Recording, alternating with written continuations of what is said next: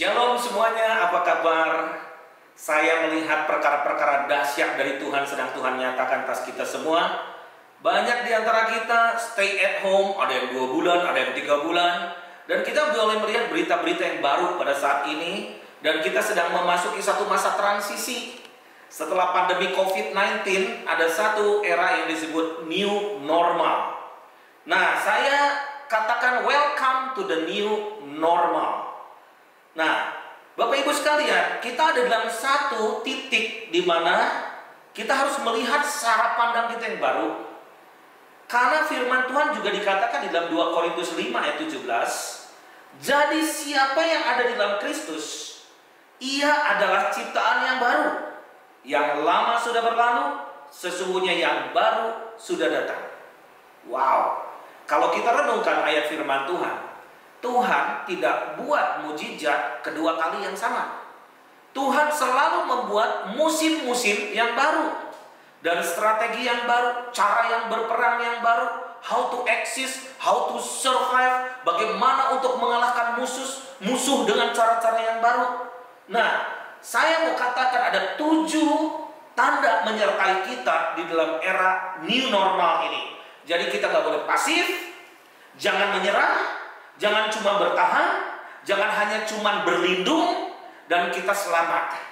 Fight, we have to fight. Di dalam Amsal 4 ayat 25 dikatakan, biarlah matamu memandang terus ke depan, dan tatapan matamu tetap ke muka. Don't look back. Nah, Bapak Ibu sekalian, kita sedang berdiri ada di pintu. We are standing right at the door. Dan secara profetik, tanda-tanda ini sudah jelas bahwa pintu ini sedang terbuka. Dan kita sedang melihat pandangan yang baru ke depan dengan cara yang berbeda.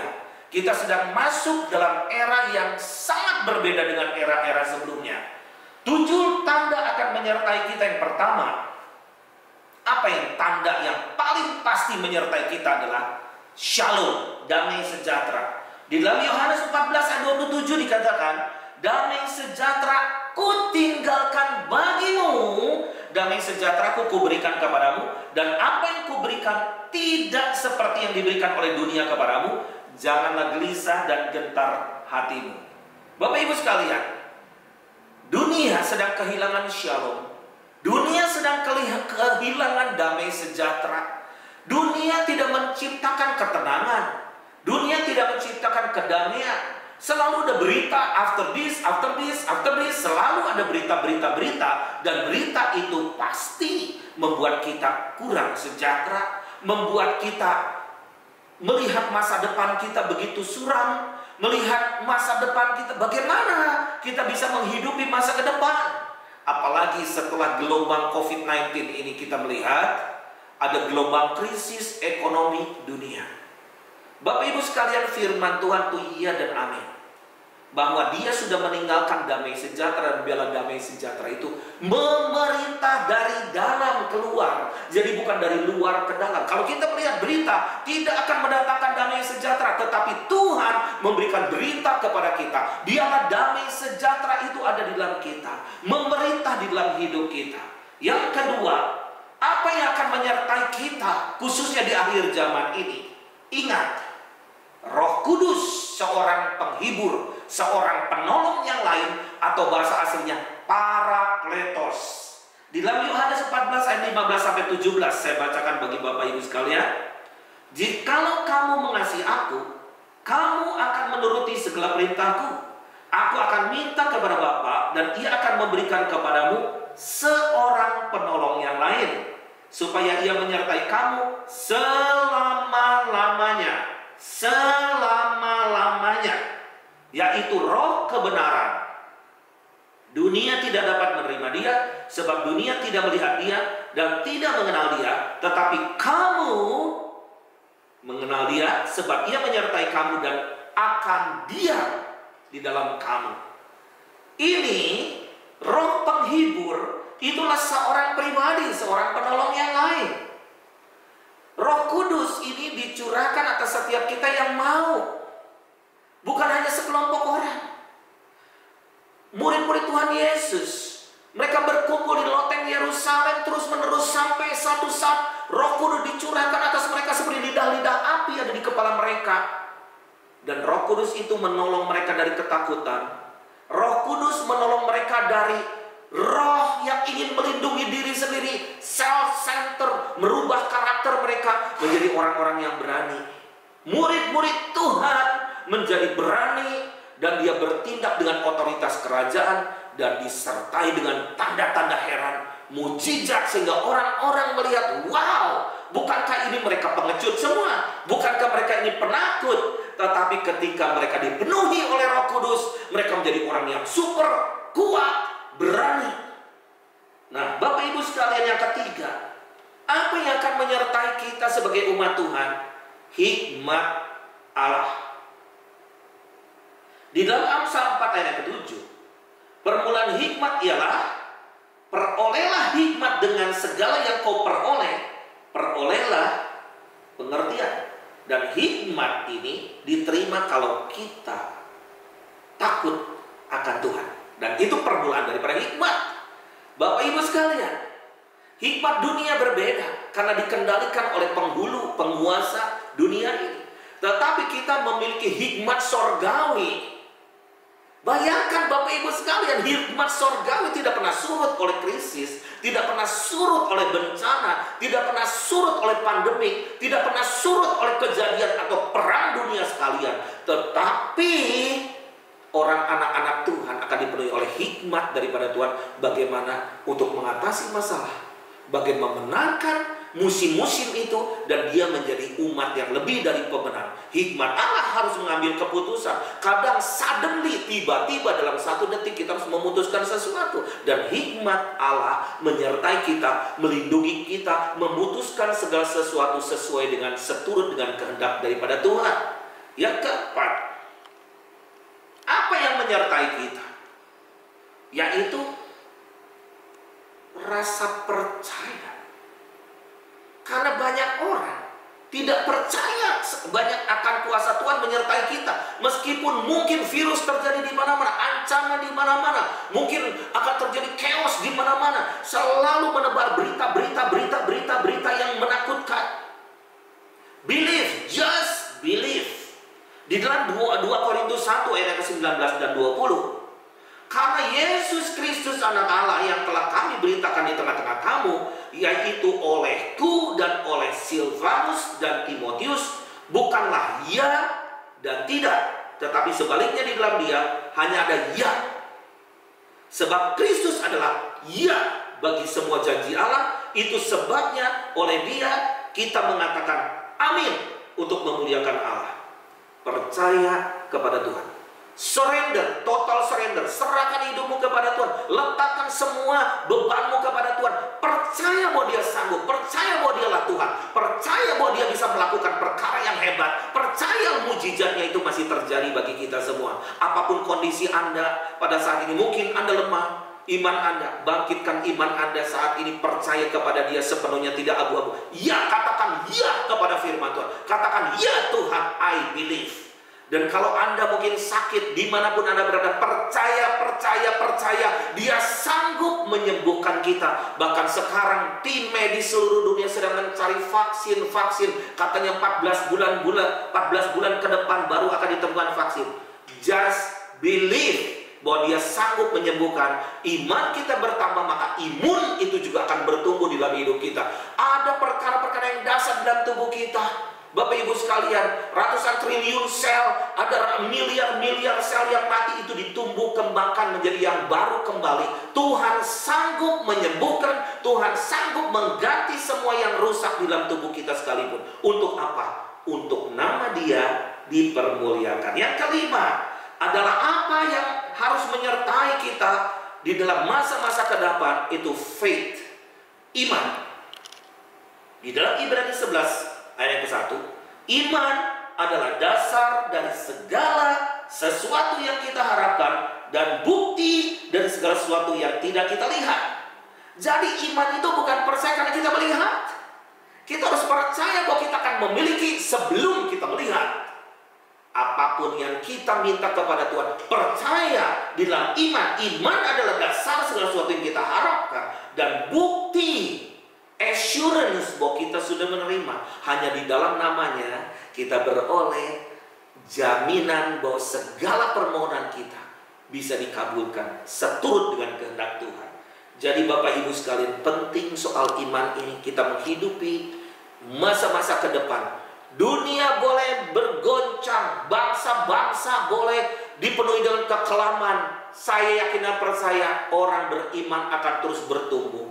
Karena hidup bukan karena apa yang dia lihat, tetapi hidup karena iman yang dia percayai.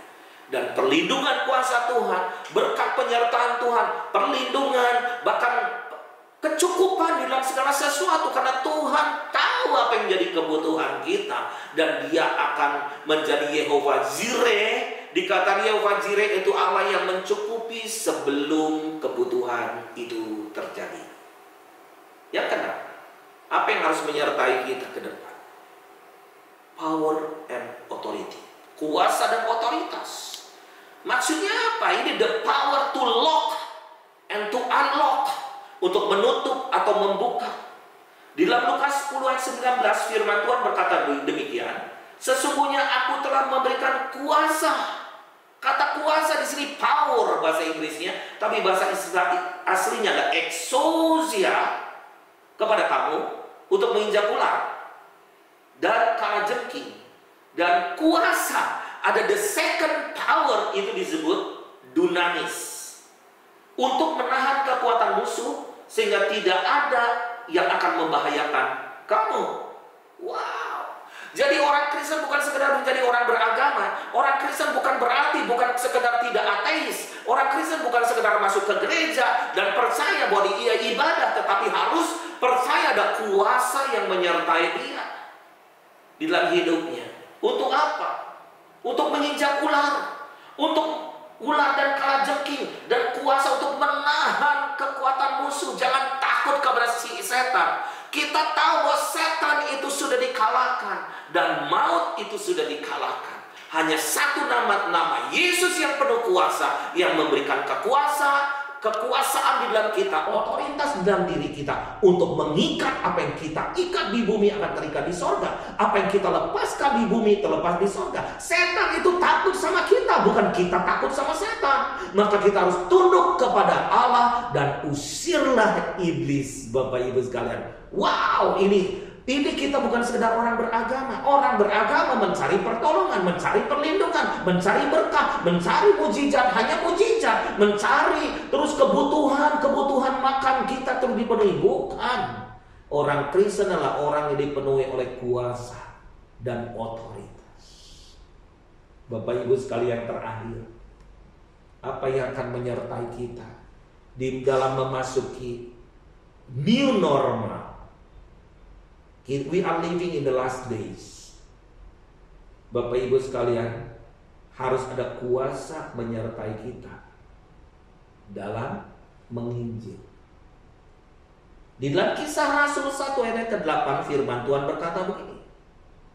Tetapi kamu akan beriman kuasa kalau Roh Kudus turun ke atas kamu, dan kamu akan jadi saksiku di Yerusalem, di seluruh Yudea dan Samaria, dan sampai ke ujung bumi. The power to bring the gospel to every nation. Kita lihat firman Tuhan itu, perintah Tuhan gak pernah statis. You can stay at home, tetapi roh kita tidak terpenjara. Kita lihat rasul-rasul Tuhan Yesus, bagaimana dia di penjara, dia memuji, memuliakan Tuhan, dan apa yang terjadi, kegoncangan terjadi atas penjara, dan jeruji-jeruji penjara bisa terbuka, bahkan kepala penjara pun bisa terima Tuhan, terima keselamatan. Bapak Ibu sekalian, the power of heaven and earth, kuasa di sorga dan di bumi sudah diberikan kepada dia. Dan karena itu dia memberikan kuasa itu kepada kita, supaya kita tidak statis, kita tidak kalah, kita tidak mundur, tetapi kita menjadi orang-orang yang percaya kepada Tuhan, dan orang-orang yang diliputi oleh kuasa daripada Tuhan. Penginjilan dengan fire, dengan api, penginjilan dengan kuasa dan otoritas. Mungkin Anda saat ini Anda punya sedikit untuk dibagi-bagikan kepada orang. Tuhan katakan, berikan kepadaku apa yang engkau punya. 5 roti 2 ikan kah? Itu Tuhan akan multiplikasikan untuk jadi berkat.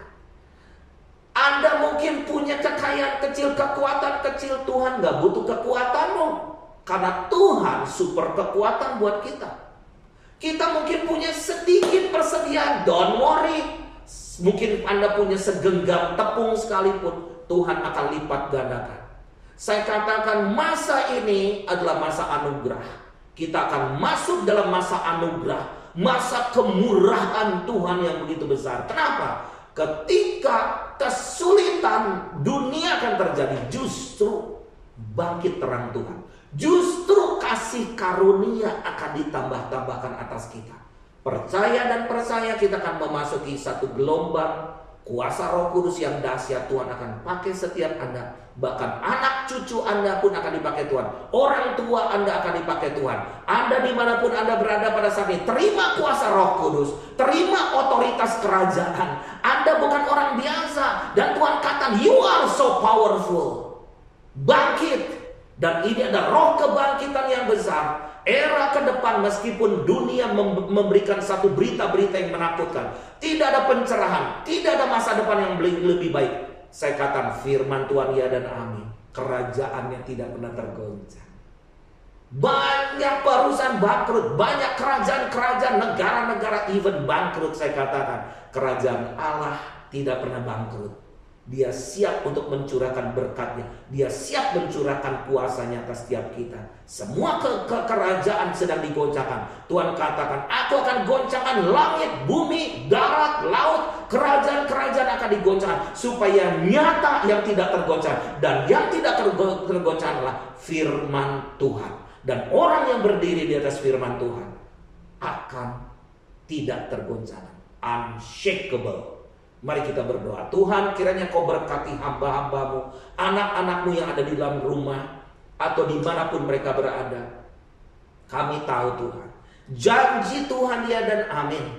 Dan Engkau akan menyertai kami senantiasa sampai ke akhir zaman. Dan Engkau katakan, I never leave you alone. Aku tidak meninggalkan Engkau sedetik pun. Karena itu Tuhan, ini bukan soal percaya diri. Kami punya iman dan kami punya firman.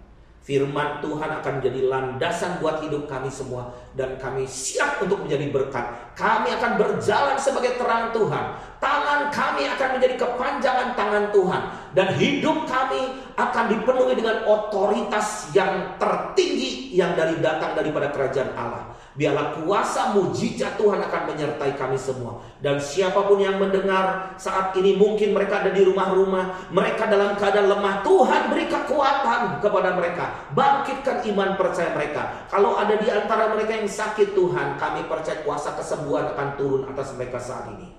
Percaya kuasa kesembuhan akan menjamah hidupmu. Dan kau kata, aku sudah sembuh oleh darah Yesus. Bagi barang siapa orang yang percaya setengah hati, abu-abu, aku akan selamat atau tidak, percaya di bawah kolong langit ini tidak ada nama lain kecuali oleh nama Tuhan Yesus kami boleh selamat. Hari ini juga aku memutuskan membuka hatiku, menerima Engkau Yesus sebagai Tuhan dan Juru Selamat dalam hidupku. Dan aku akan menjadi milikmu sepenuhnya.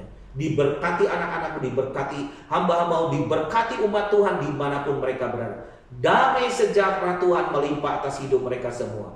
Di dalam nama Yesus kami berdoa. Amin. Tuhan memberkati kita semua. Shalom.